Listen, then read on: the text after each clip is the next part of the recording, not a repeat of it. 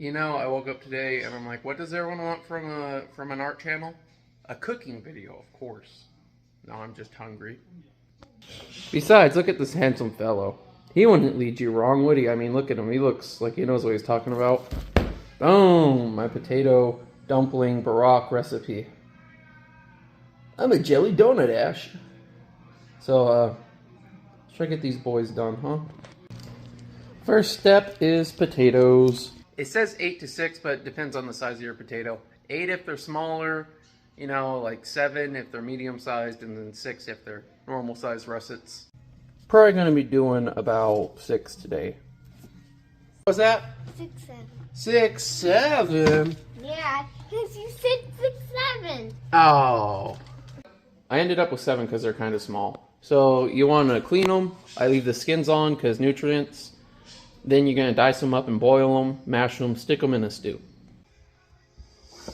You already cut them all in half. And you just dice them up to make it quicker. By the way, having a Chinese vegetable cleaver makes it a lot easier. Kitchen's one of those places where you always want to get the actual tool. You don't want to skimp. Always remember to clean it as you go.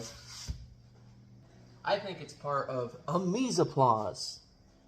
That's an Anne Burrell word. And I'm just remembering she died this year. Rest in peace, Anne Burrell. You washes up potatoes, precious. Alright, and now you just leave it to cook till it starts boiling and makes the mashed potatoes. Of course, you don't want them to get mashed in the water. We're going to drain them out, and I'll show you that in a second when it's time to make the dough. First, we're going to brown the meat. So for the filling, you need a pound of beef. You can also use lamb. Okay, then you just get some oil. You're going to brown a little onion and garlic. So we're going to need half a tablespoon of ginger, 3 cloves of garlic, and half of an onion. Ginger, onion, garlic. Now look, some people hate peeling these. You see that part there? You just go there, and you peel up.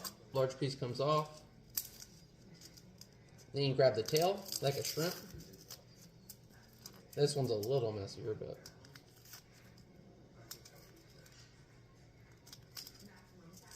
comes out pretty quickly. Then you can just cut it up. You slice down and then across. I always forget this was originally just a normal beef dumpling recipe, but I made it once, made the barack version, liked it so much that I made that version every time. And all that is it has a few more spices in it, and it has the sauerkraut. You know, if you don't like that stuff, I guess you could not do it. And you could just do the beef with the salt and pepper, but why would you? Do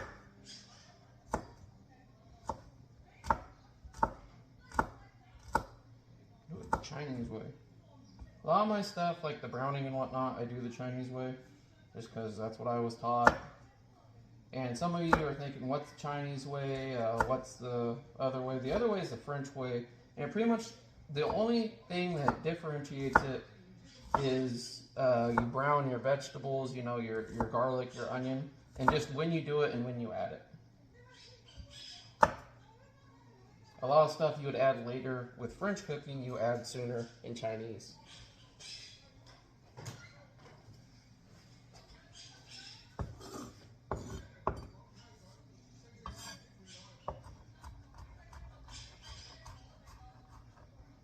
It's an Asian-German fusion cuisine. See, what I'm doing here is I'm just kind of going over, trying to get my garlic really diced up nice. I mean, you could always mash it, food process it, but I like mine diced up. I think it releases the flavor a little better.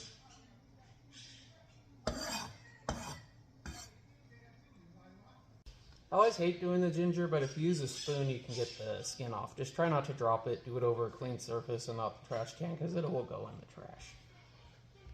So I got my onion, my ginger, my garlic all diced up. They're all going to be browned at the same time. So I'm just going through them. You know, a lot of people tell you, oh, that's not how you're supposed to do it. There's rules to cooking. But all the people who tell you that are French. You know, like some people tell you, oh, there's rules to cooking, and then they'll say something like, you're not supposed to mix cheese and fish, and then the next words out of their mouth will be like, check out my shrimp Alfredo recipe. So, yeah, I don't really accept cooking rules. I accept cultural differences. Our potatoes are starting to boil, getting potato foam on it. So once you have this diced up to where you want it, I think it's good enough, but not good enough for chopped. You're going to brown it up, then add some beef and salt. Once the beef is brown, we'll add the sauerkraut. So I got a drizzle of oil here. And you want to wait for your pan to heat up. If I was using a wok, I'd wait till it starts smoking, but cast irons aren't as good for that. Because they hold on to heat too much, so just going to let that heat up, add all the stuff, toss it around. Best part of the dish. Because you get a smell of stuff. The foam died down. So yeah, if you overfill it with water, it's going to overboil. But if you get time, it'll stop. Kind of like oatmeal. This is about ready. Again, Chinese vegetable cleaver. Oh yeah. Okay, once you got this browning, get out your pound of beef. And that's a pound, not 0.8 of a kilo, not 428 effing grams, a pound. You want me to accept the metric system? Have actual units of measurement that are useful. You skip over too much shit. Again, you go from centimeter to meter, from freaking less than an inch to over 3 feet. Fuck you. Fudge that. You know, I want a foot long. I want a quarter pounder. Anything else just isn't right in the world. The only thing that Jimmy Carter did was saving us from the metric system. Don't try to improve something with an inferior system. Yeah, I bet you weren't expecting me to rant on the metric system in the middle of this. That's another thing. There's so many fields of profession where the metric system does not match up because the shit predates it and you can't go back and change it, and if you do, it fucks it all up. So you still have esoteric units of measurement. And if you don't believe me, just look at any gun manufacturer trying to match their crap with any other gun manufacturer. It smells so aromatic. Warning, this is one of those dishes that people will either walk into your house and be like, oh, what's cooking? Or if they have a bad sense of taste, they'll walk into your house and be like, oh, what's cooking? Alright, salt and pepper is here. Boom, boom, boom, boom, boom, boom, boom, boom, boom, boom, boom, boom, boom, boom, boom. Salt and pepper is here. Whenever you're trying to brown anything, a little cheat code, just a little salt helps it brown a bit quicker. I could also use MSG, but I usually only use that in certain types of dishes, and this isn't one of them. Looks like our potatoes are about done.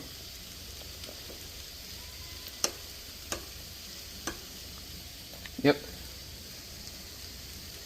Even the big chunks are pretty soft. So what I'm going to do is turn it off. This stuff's got to be pretty cool. And then I'm going to finish browning this stuff up. Then we'll drain that and I'll show you how to make the dough. You don't want to do it too hot because you have to use egg and it'll literally cook the egg. So we're getting some nice brown spots. Some people might turn down the heat and brown it a little more. Which, especially, again, like French cooking, some people really like their stuff cooked down, but I like a little crisp, I like a little bite in mine, so I'm not going to do too much more browning, and I'll show you when I add the meat. Okay, this is about where I want it. I'm going to add my beef. Where's the beef? There's the beef. I think at this point I'm just using YouTube how I used to use Facebook before Facebook became shitty, and it was right about when they're like, hey, monetize your page, and they're like, oh, we're not going to share any of your stuff, we're going to hide all your crap, we're going to copyright scan your shit, and then bury any of your original content if you dare put a link to your stuff on it. So, YouTube, you get the cooking videos now. And again, a little pink salt, 2 pinches of pepper. I've also heard of some people adding mushrooms to this, but I didn't really feel it added to or took away too much. Now, if you're anything like me, every time you put one of these in the sink, your family comes and washes their fucking filthy mitts right over it. So I don't put that in the sink till I'm ready for the potatoes to drain. Alright, so my hamburger's about done. I add another pinch of salt, another pinch of pepper. Time to add le kraut. Now, I like a lot, so I put at least 3/4. I might end up putting a whole cup in this one. Kind of just eyeballed what I wanted, which ended up being the whole jar. So you just mix it in there, and you put it on low, and you let some of the juices cook off.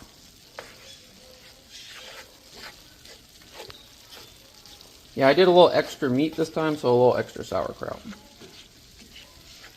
I might even add more. I really like the sauerkraut. I'm not lying about that. It'll be about enough. So while that simmers down, let's do them potatoes. The juice is about cooked off now.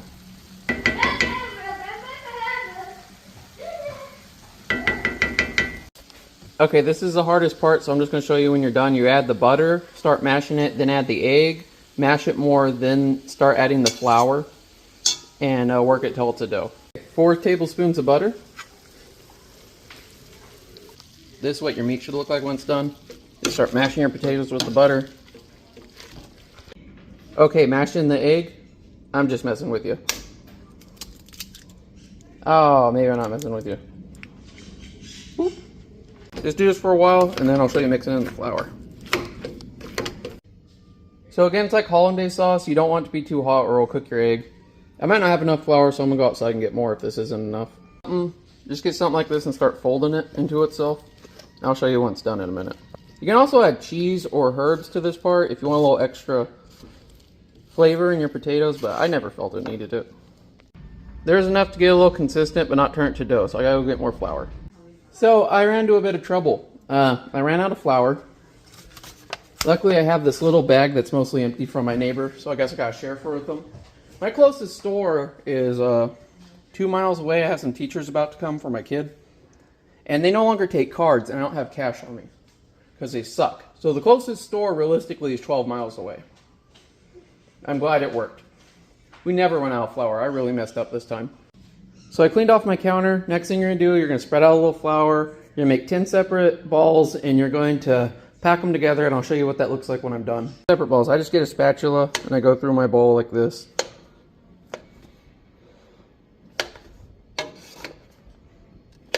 Like you would a pizza, and it helps you divide it up. Looks like we're going to get about 8 this time. I'll make them a little bigger. Now, these are really glucosey, so make sure to eat them with the salad. I also have a sauce I like with them. I'll show you how to make at the end. So you just make a little pancake like this, add 3 tablespoons of the meat, and fold it up. This is about what it should look like before you do it. So yeah, I just pinched the sides and folded it over. You can see the meat coming apart a bit. Just pat it down a bit more. Get nice and solid. Set it on your cutting board to wait to fry. And then you get 10 of them. As you can see, the worst part of this dish is a mess. So I'm going to clean up a bit, and then I'm going to start getting these fried up.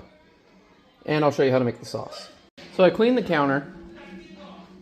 Got my pan ready for oil. But not the stove because, well, it's going to get dirty frying. I'm going to have to clean it afterwards. So you want your oil about that deep. And while this heats up, I'm going to do my dishes. This is the easiest part. They're pre-cooked, so you just have to get them golden brown. I mean, the potatoes are cooked. The innards are cooked. I'm hoping I can freeze them after I cook them and have something to heat up later.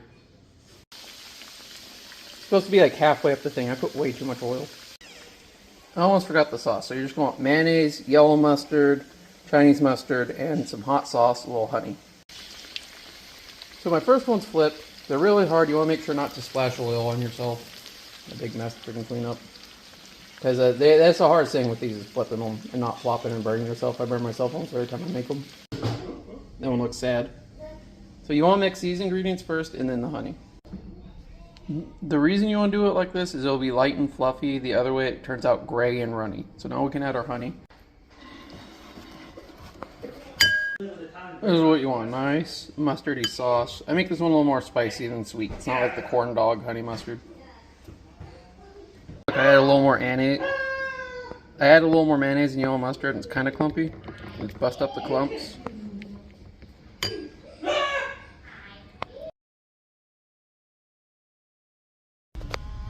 The government planes keep flying over because they're up to something despite saying they're shut down. It's been all day. It's driving me nuts. But yeah, this is the food that you get when you don't understand Japanese or German. Just about done. Looks like I'm going to be able to save this oil for next time. One more left. So you see, you clean steadily as you cook, and it's not as bad as a thing. I'm almost done, and I really have very little cleanup now. So as you can see, it doesn't make the oil that dirty. It makes you a lot of food that lasts a while. Now let's try it. It's really good. Okay, let's try it. I'm not gonna make you watch me bite it. Freaking delicious. Look at that. Just put a little bit of the mustard on there. It's like the best thing in the world to me. It's one of my favorite comfort foods.